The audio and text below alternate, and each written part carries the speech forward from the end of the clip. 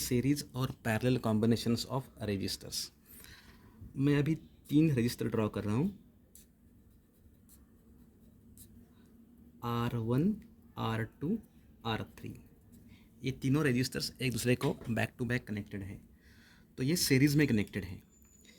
अगर मैं इस कॉम्बिनेशन को कोई वोल्टेज अप्लाई करता हूँ तो उसकी वजह से उस रजिस्टर से कुछ करंट फ्लो होने वाला है। जो करंट R1 में फ्लो होगा, let's say current is I, वही करंट R2 में फ्लो होगा, वही करंट R3 में फ्लो होगा।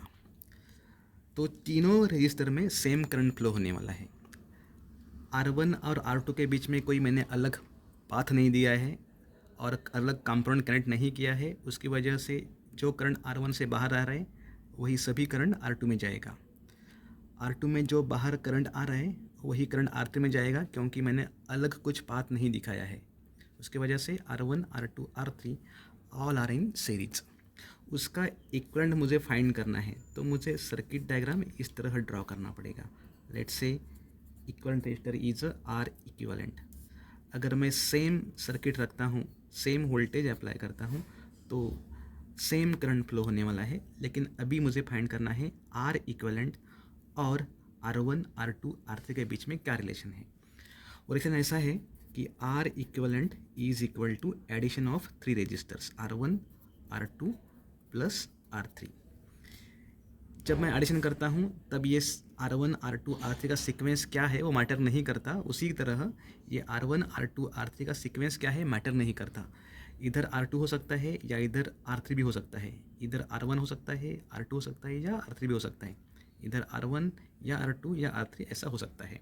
तो अगर सीरीज़ में कंपाउंड है तो उसका पोजीशन हम इंटरचेंज कर सकते हैं।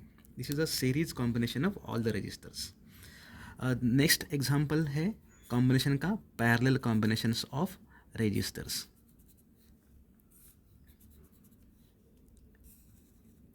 मैंने 3 अलग अलग रजिस्टर्स ड्रॉ किए हैं। पहले का नाम है R1, दूसरे का नाम है R2, तीसरे का नाम है R3। अगर इसमें 3 रजिस्टर का एक एंड एक दूसरे को कनेक्टेड है, उसी तरह दूसरा एंड भी एक दूसरे को कनेक्टेड है। उसका मतलब ये पूरा कॉमन पॉइंट है जिसका वोल्टेज पोटेंशियल सेम रहेगा, और ये तीनों पॉइंट कॉमन ही है, एक ही वायर से कनेक्टेड है, तो उसका भी वोल्टेज सेम रहेगा। अगर मैं इसको वोल्टेज अप्लाई करता हूँ, let's say V voltage I am applying, तो उसकी वजह से एक I amount of current flow होने वाला है। वो करंट इधर से एंटर होगा और 3 पार्ट में डिवाइड होगा। इधर जाएगा जो I1 रहेगा, इधर जाएगा वो I2, और इधर जाएगा वो रहेगा I3।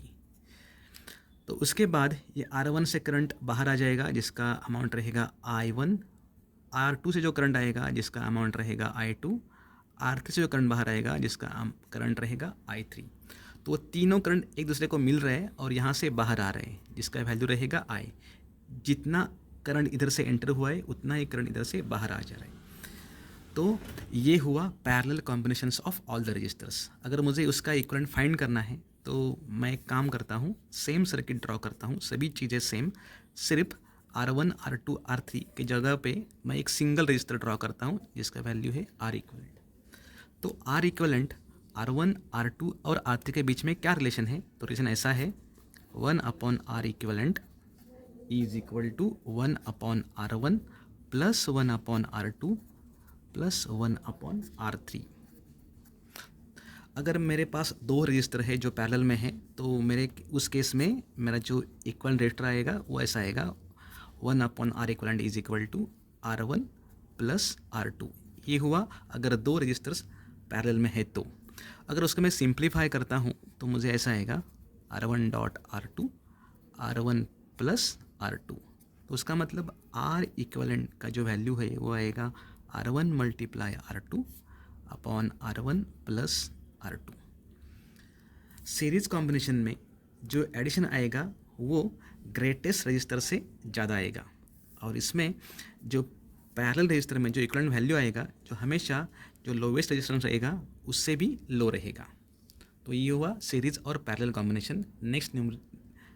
नेक्स्ट वीडियो में हम कुछ न्यूमेरिकल सॉल्व करेंगे based upon series and parallel combinations of registers.